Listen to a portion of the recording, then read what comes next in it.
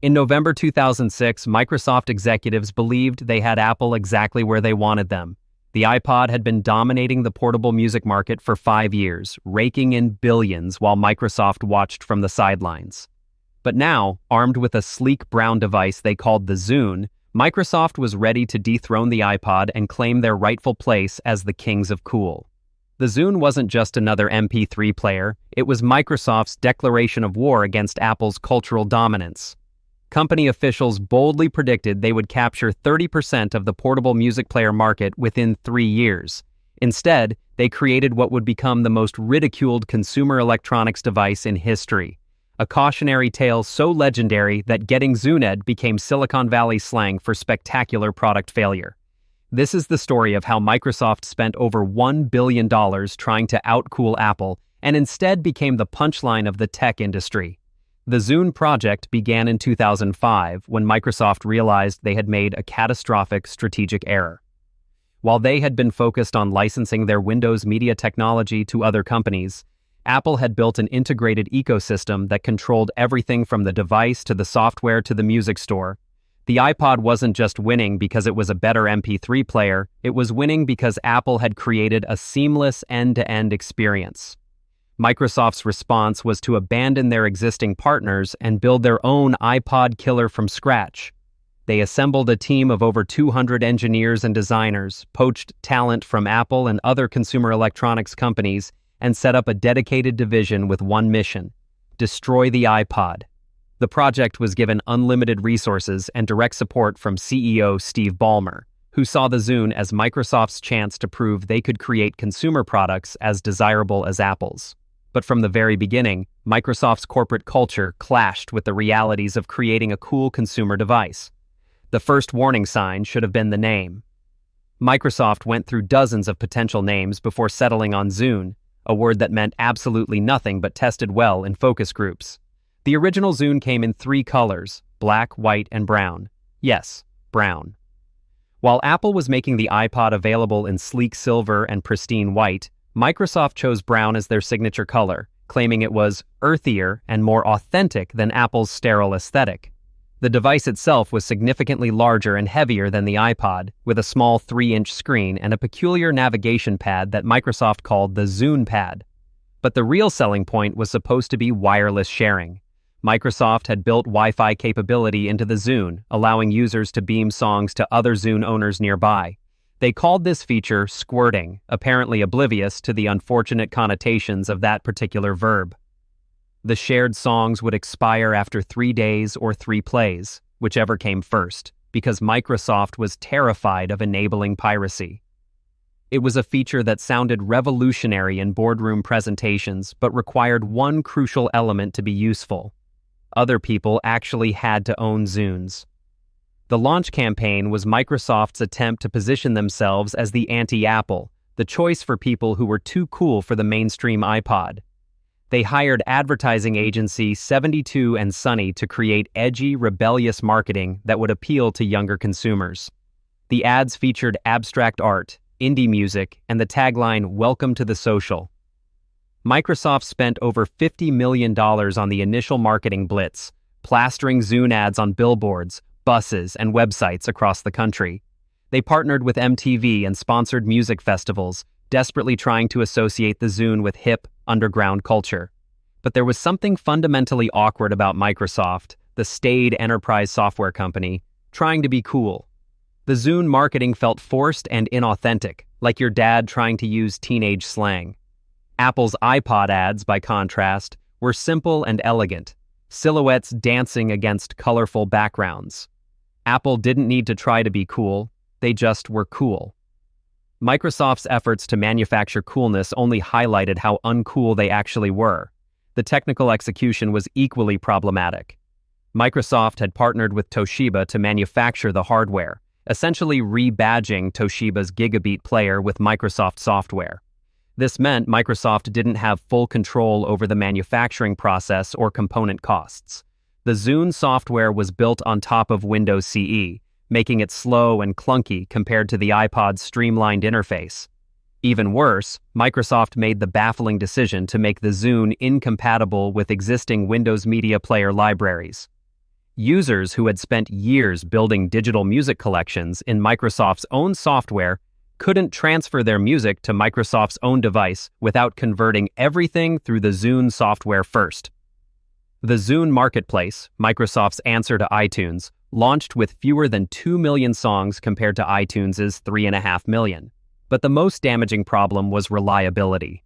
Early Zunes suffered from widespread hardware failures, screen defects, and battery problems. Customer reviews were brutal, with users complaining about everything from the confusing interface to the cheap-feeling build quality. Microsoft's corporate culture made the situation worse at every turn. While Apple had a streamlined decision-making process with Steve Jobs making final calls, the Zune team had to navigate Microsoft's Byzantine bureaucracy. Every feature required approval from multiple divisions, leading to compromises that satisfied no one. The Windows team wanted the Zune to run Windows Mobile. The Xbox team wanted gaming features. The Office team wanted document support. The result was a confused product that tried to be everything to everyone and excelled at nothing. Internal politics also plagued the project. The existing Windows Media team resented the Zune division for getting massive resources to build a competing platform. The hardware partners Microsoft had been working with for years felt betrayed when Microsoft decided to go it alone. Even within the Zune team, there were constant battles between the hardware engineers, who wanted technical perfection, and the marketing team, who wanted consumer appeal. The sales numbers were a disaster from day one. Microsoft had projected selling 1 million Zunes in the first holiday season. They managed to sell 1.2 million units, which sounds decent until you realize Apple sold 21 million iPods in the same period. Microsoft's market share peaked at about 3%, nowhere near the 30% they had promised investors. But Microsoft pressed on, convinced they just needed to iterate and improve. The second-generation Zune, launched in 2007, came in more colors and had better battery life, but it was already too late. The tech press had written off the Zune as a failure, consumers had moved on, and retail partners were reluctant to give Microsoft prime shelf space. Even Microsoft's own retail partners seemed embarrassed by the product. Best Buy employees regularly steered customers away from the Zune toward iPods, citing better reliability and software support. Then came the moment that cemented the Zune's place in tech infamy. On December 31st, 2008, every single 30-gigabyte Zune in the world simultaneously crashed and refused to turn on. Microsoft had somehow managed to create a device that couldn't handle leap years properly. The bug was traced to an infinite loop in the real-time clock driver that triggered when the device encountered December 31st in a leap year. 30-gigabyte Zunes around the globe became expensive paperweights at the stroke of midnight. Microsoft's support forums exploded with angry customers, and the story became front-page news across the tech world. The company's official solution was to wait 24 hours for the date to change, then try turning the device on again. It worked, but the damage to Microsoft's credibility was irreparable. The incident perfectly encapsulated everything wrong with the Zune: Microsoft's software quality problems, their lack of attention to detail, and their inability to anticipate basic user scenarios. By 2009, it was clear the Zune was never going to challenge the iPod, but Microsoft faced a new threat: smartphones. The iPhone had launched in 2007 and was rapidly making dedicated music players obsolete. Why carry a phone and a music player when you could have both in one device?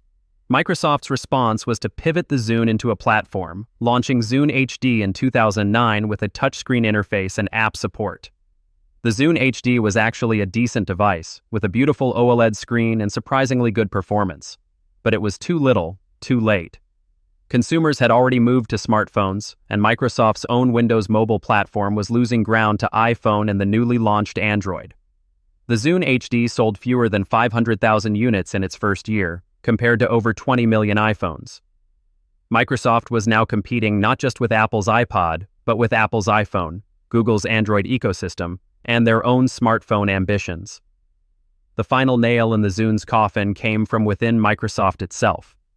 In 2010, Microsoft launched Windows Phone 7, their attempt to compete in the smartphone market. The new mobile operating system borrowed heavily from Zune's interface design, with its distinctive tile-based layout and emphasis on typography. But Microsoft couldn't support both a standalone media player and a smartphone platform that did everything the media player could do and more. Internal resources were shifted to Windows Phone, and the Zune hardware team was quietly disbanded. In October 2011, Microsoft officially discontinued Zune hardware production, though they kept the Zune software and music service running until 2015. The final sales tally was devastating. Microsoft sold approximately 2 million Zunes total across all models over 5 years, while Apple sold over 100 million iPods in the same period. Microsoft had spent over $1 billion to capture less than 1% of the market they had targeted. The Zune's failure wasn't just about bad execution or poor timing, it was about a fundamental misunderstanding of what made Apple successful. Microsoft thought they could reverse engineer coolness, that they could create focus-grouped authenticity and manufactured rebellion. They believed that superior features and specifications would overcome Apple's design and brand advantages. But the iPod wasn't successful because it was the best MP3 player on paper. It was successful because Apple had created an emotional connection with consumers. The iPod represented simplicity, elegance, and effortless cool. The Zune represented Microsoft trying very hard to be something they weren't. The project became a cautionary tale about the dangers of chasing market leaders without understanding why they're leading in the first place. Microsoft's corporate DNA was built around enterprise software and technical specifications, not consumer emotions and cultural trends. No amount of money or marketing could bridge that fundamental gap. Today, the Zune exists primarily as a meme, a symbol of spectacular corporate failure that makes regular appearances in business school case studies and late-night comedy shows. It serves as a permanent reminder that in the consumer electronics business, being technically competent isn't enough. You have to understand your customers not just as users, but as human beings who want products that make them feel good about themselves. Microsoft learned this lesson the hard way, spending $1 billion to discover that you can't buy cool, you can't manufacture authenticity, and you definitely can't out-Apple Apple by trying to be a slightly different version of Apple.